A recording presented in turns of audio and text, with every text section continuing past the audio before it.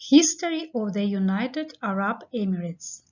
The United Arab Emirates, the UAE, or the Emirates, is a country in the eastern part of the Arabian Peninsula, located on the southeastern coast of the Persian Gulf and the northwestern coast of the Gulf of Oman. The UAE consists of 7 emirates and was founded on 2 December 1971 as a federation. 6 of the 7 emirates, Abu Dhabi, Dubai, Sharjah, Ajman, Al Kuwait, and Fujairah, combined on that date. The 7th, Ras Al Khaimah, joined the federation on 10th of February 1972. The 7 sheikdoms were formerly known as the Glacial States in reference to the treaty relations established with the British in the 19th century. Artifacts uncovered in the UAE show a history of human habitation, transmigration, and trade spanning over 125,000 years. The area was previously home to the Magan people, known to the Sumerians, who traded with both coastal towns and bronze miners and smelters from the interior. A rich history of trade with the Harappan culture of the Indus Valley is also evidenced by finds of jewelry and other items, and there is also extensive early evidence of trade with Afghanistan, Bactria, and Levant. Through the 3 defined Iron Ages and subsequent Hellenistic period, the area remained an important coastal trading entrepot. As a result of the response of the Al-Azd to the message of the Prophet Muhammad, the area became Islamized in the 7th century, a position consolidated by the Ridda Wars, there were a number of wars, and the bloody and definitive Battle of Dibba.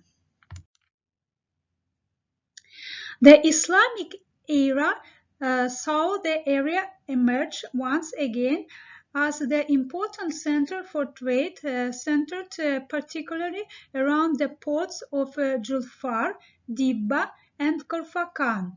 These linked to the vast Eastern Arab trading network that centered around the Kingdom of Hormuz, formed an important link in the Arab monopoly of trade between the East and Europe.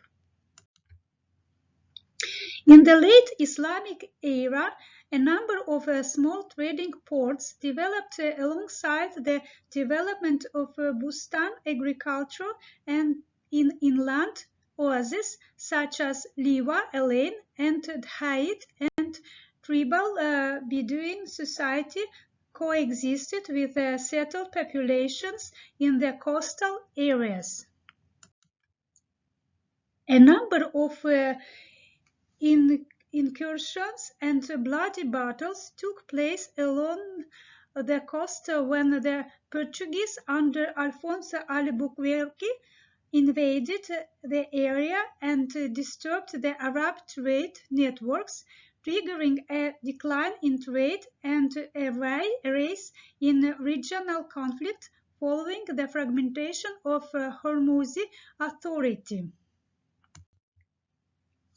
Subsequent conflicts between the maritime communities of the Glacial Coast and the British led to the sacking of Ras Al Khaimah by British forces in 1809 and again in 1819, which resulted the first of a number of British treaties with the Glacial rulers in 1820.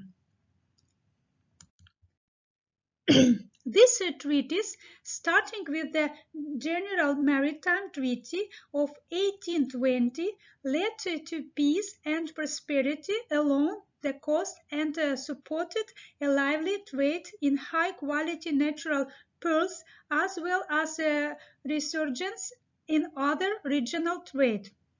A further treaty of 1892 devolved external relations to the British in return for a protectorate status. A British decision taken in early 1968 to withdraw from its involvement in the Trucial states led to the decision to found a federation.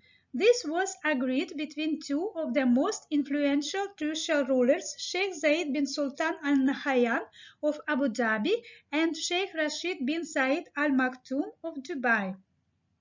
The two invited other Trucial rulers to join the federation. At one stage, it seemed likely Bahrain and Qatar would also join the Union of Arab Emirates, but both eventually decided on independence. Prehistory. In 2011, primitive hand axes as well as several kinds of scrapers and perforators were excavated at the Jebel Faya archaeological site in the United Arab Emirates. These tools resemble the types used by early modern humans in East Africa. Though the technique of thermoluminescence dating the artifacts were placed at 125,000 years old. This forms some of the earliest evidence of modern humans found anywhere outside Africa and implies modern humans left Africa much earlier than previously thought. The site of these discoveries has been preserved alongside finds of later cultures, including tombs and other finds from the Hafid, al-Nar, Wadi Suk, Iron Age, Hellenistic and Islamic periods at Sharjah Mielha Archaeological Center. Glacial Period. During the glacial maximum period, 68,000 to 8,000 BC, Eastern Arabia is thought to have been inhabitable.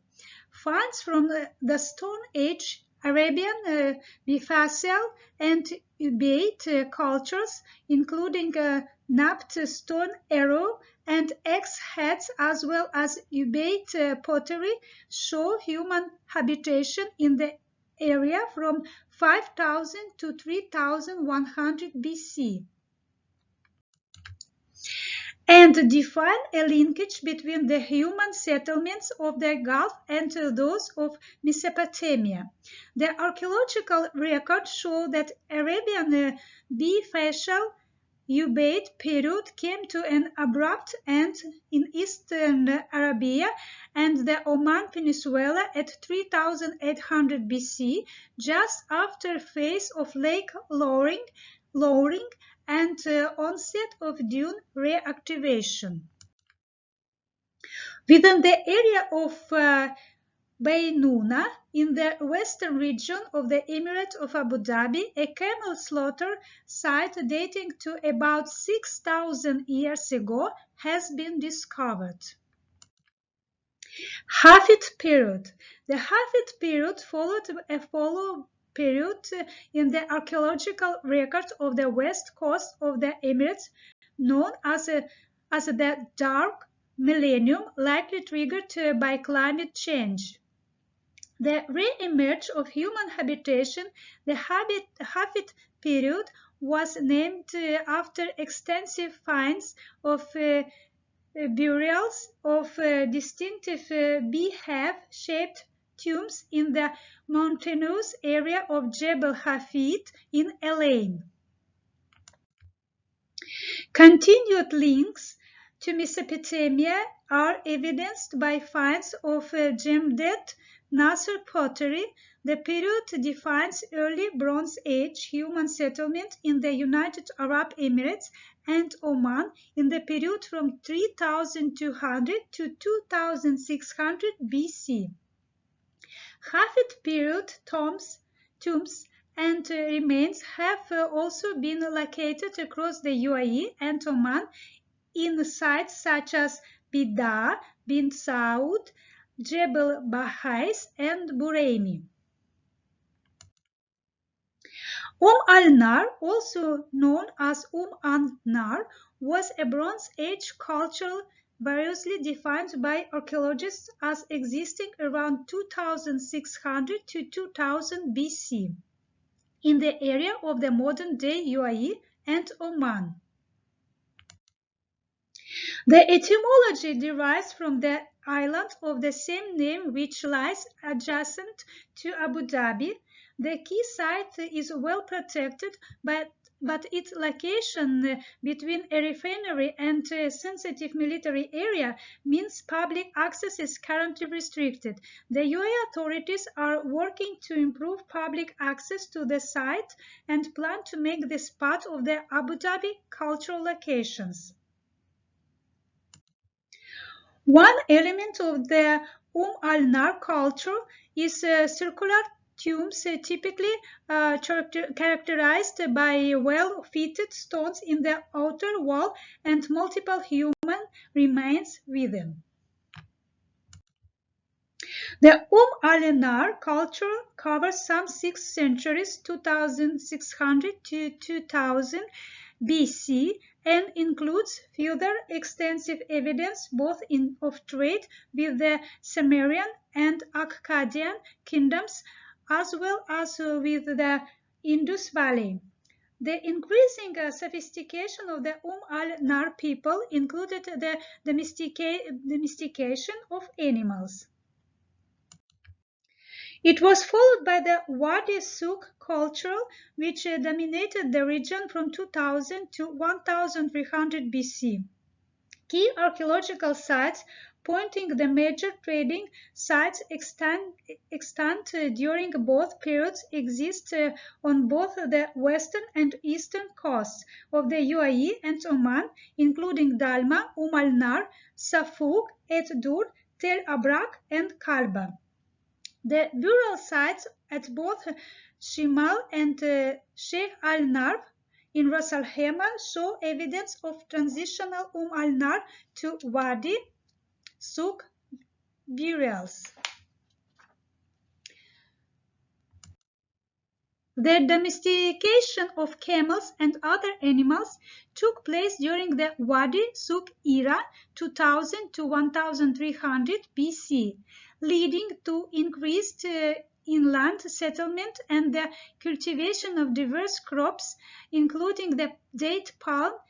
Increasingly sophisticated metallurgy, pottery, and stone carving led to more sophisticated weaponry and other implements, even as evidence of strong trading links with the Indus Valley and Mesopotamia dwindled.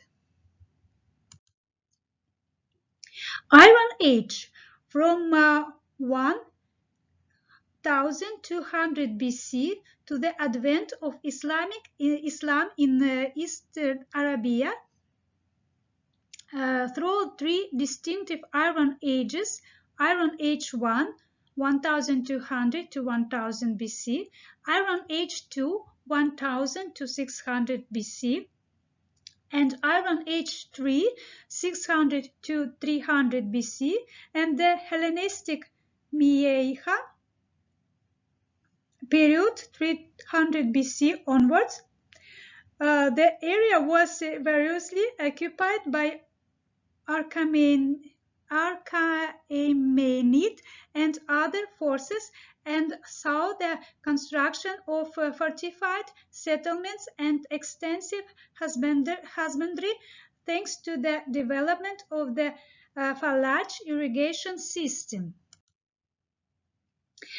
Early finds of Aflach, particularly those around the desert city of Elaine, have been cited as the earliest evidence of the construction of these waterways. Important Iron Age centers in the UAE have rendered an unusual richness in finds to archaeologists, particularly in the spectacular metallurgical center of Saruq al-Hadid in what is today Dubai. Other important Iron Age settlements in the country include Al-Tuqayba, Buddha, Bin Saud, El-Dur, and Tel Abrak. Advent of Islam and the Middle Age. The arrival of envoys from the Prophet Muhammad in 632 heralded the conversion of the region to Islam. After Prophet Muhammad's death, one of the major battles of the Ridda War was fought at Diba to the east coast of the present-day Emirates.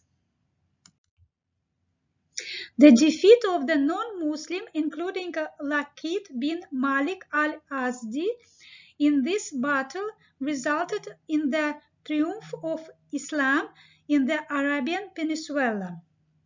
Over many centuries, Julfar became a wealthy port and pearling center from which dhows traveled throughout the Indian Ocean. Portuguese colonies in Arabia. The pearling industry was part of the main economy of the coastal communities across eastern Arabia and thrived in the relative calm at sea, providing both income and employment to the people of the Persian Gulf. In total, about 2,000 to 3,000 local ships were involved in the seasonal extraction of pearls from communities across the Gulf. The annual income was over 500,000 cruzados, all Portuguese currency, and workers at Julfar and the surrounding areas were paid in pearls instead of cash. In 1907, some 4,500 pearling boats were operating from Gulf ports in an industry employing over 74,000 men. Western Coast. The main centers of pearling extended from Bida, Doha to Dubai. The main season was in Dalma and was referred to as Al-Qwas Al-Kabir, Arabic, the Great Dive. The huge rise in demand by the expanding Indian and European market led to the exploitation of more distant banks, such as the areas in Abu Dhabi and Dubai.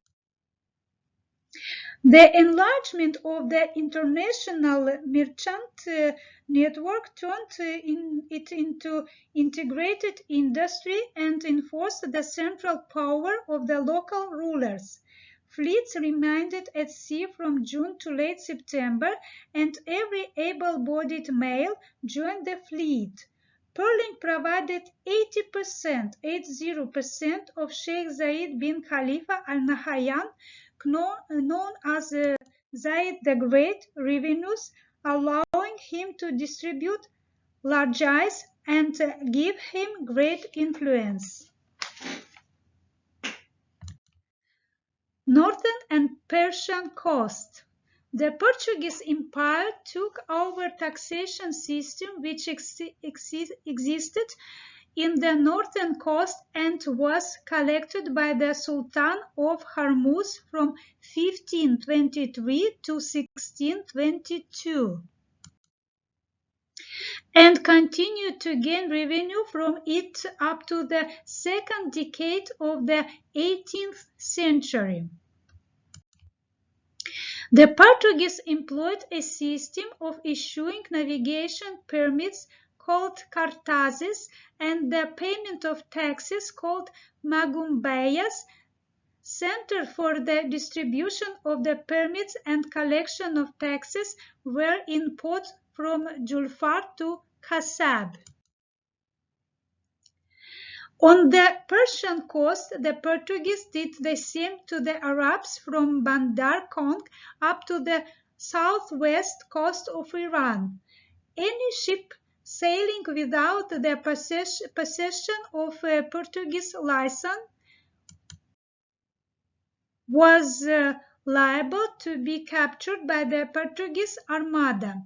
Fear of the Armada cannons created at naval subjugation and maritime control. Pearling culture. At the start of the pearling season, which was from June to September, thousands of local ships would gather at a fixed place with a necessary provision to last for up to 3 months at sea, and a day of commencement would be agreed on. On that day, great celebrations were held along with the customary observance of religious rites and the tradition of charming sharks so that they would not harm the divers. The ships would then disperse on the clear, windless day when the sea was calm. Each ship carried divers who then dived to the bottom of the sea to gather pearls. In order to enable the divers to reach the bottom, 2 heavy stones were tied to the diver's feet and a cord to his waist.